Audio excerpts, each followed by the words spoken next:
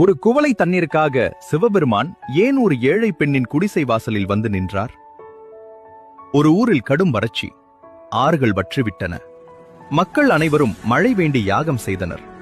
ஆனால் அந்த ஊரின் எல்லையில் ஒரு ஏழை பெண் தன்னிடம் இருந்த ஒரே ஒரு குவளை தண்ணீரை தன் வீட்டு வாசலில் இருந்த சிவலிங்கத்திற்கு அபிஷேகம் செய்தாள்.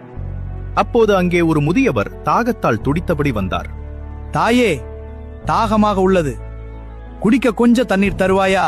ஐயா, இது என் இறைவனுக்கு அபிஷேகம் செய்ய வைத்திருக்கும் தண்ணீர். இருந்தாலும் பசியும் தாகமுமாக வந்தவரை பார்த்து மனம் இறங்கி அந்த தண்ணீரை அவருக்கு கொடுத்தாள். அவர் குடித்து முடித்த அடுத்த நொடி வானம் பிளந்தது. இடி முழக்கத்துடன் அந்த ஊர் முழுக்க பெருமழை பெய்யத் தொடங்கியது. அந்த பெண் தன் லிங்கத்தை பார்த்தபோது சிலையிலிருந்து தண்ணீர் வழிந்து கொண்டிருந்தது. வந்த முதியவர் மறைந்து சிவபெருமானாக காட்சி தந்தார்.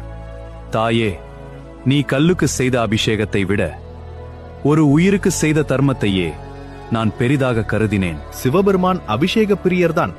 ஆனால் கல்லில் செய்யும் அபிஷேகத்தை விட ஒரு மனிதனின் பசியை தீர்ப்பதே உண்மையான வழிபாடு என்பதை உணர்த்திய தருணம் இது. சக உயிர்களுக்கு செய்யும் சேவையே இறைவனுக்கு செய்யும் மிகச்சிறந்த வழிபாடு. மக்களின் சேவையே மகேசன் சேவை.